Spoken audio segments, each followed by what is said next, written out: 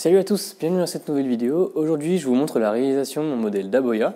Pour cet exemplaire, on va utiliser du Z40 en 4 mm d'épaisseur. Donc c'est un acier inoxydable qui est relativement abordable et qui donne de bonnes performances.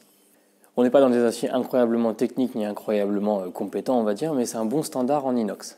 Donc voilà le dessin en question et je vous propose de me suivre tout au long de la réalisation de ce projet. Allez, c'est parti!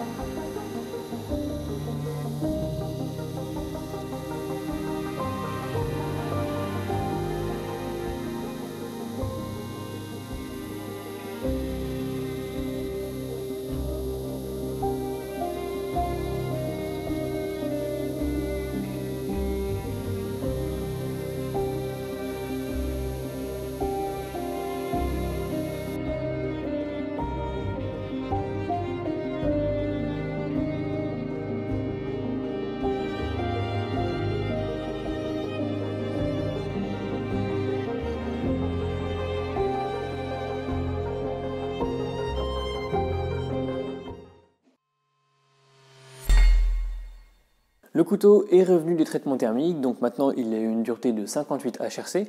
Il ne reste plus qu'à terminer tout l'état de surface du couteau, les émoutures, le polissage, tout ça, et ensuite on pourra passer aux manches.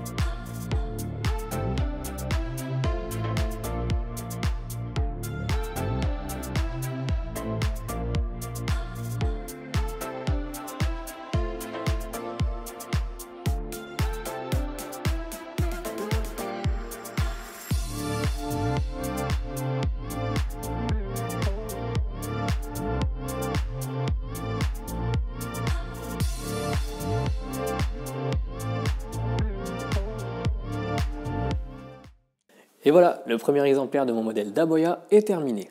Si on fait un petit récapitulatif, on a une lame en Z40 de 4 mm d'épaisseur qui sort à 58 HRC après la trempe qui a été sous-traitée par Eurotechnie. Donc c'est un acier qui est relativement basique et qui a une bonne entrée de gamme dans le milieu des inox, mais il a une bonne dureté, donc je n'ai aucune inquiétude concernant les capacités de ce couteau. Au niveau de la lame, on a vraiment un ventre qui est très prononcé, donc ça va être quelque chose qui va être vraiment pratique par exemple si on veut faire du dépeçage ou ce genre de choses. Et puis je trouve que ça donne un très joli style au couteau. Sur le papier, je trouvais que ça avait l'air plutôt cool et en réalité, je trouve que c'est vraiment stylé. Les trous qui sont dans la lame sont purement esthétiques, évidemment on pourra les mettre, en rajouter ou en enlever suivant les désirs du propriétaire.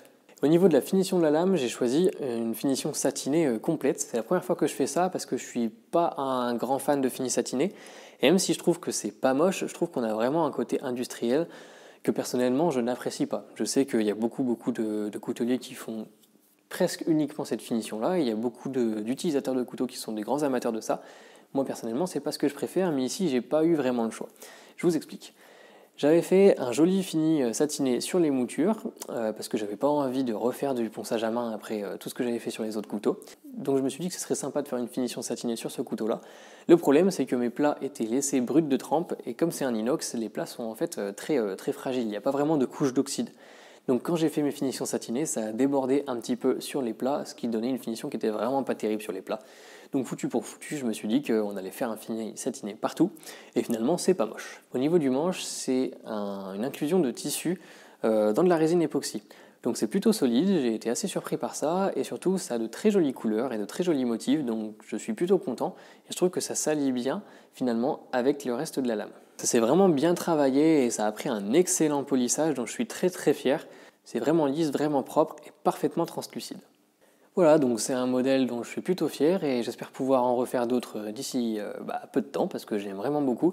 Il va pouvoir être utile dans divers domaines, donc comme j'ai dit au niveau de la chasse, surtout pour la préparation du gibier, mais vous pouvez aussi l'utiliser en bushcraft parce que la pointe est relativement solide vu qu'elle est très épaisse sur ce genre d'épaisseur. Et puis de toute façon, il a un petit peu de poids vers l'avant grâce à la forme très relevée de la pointe, donc ça peut quand même faire un petit peu de hachage.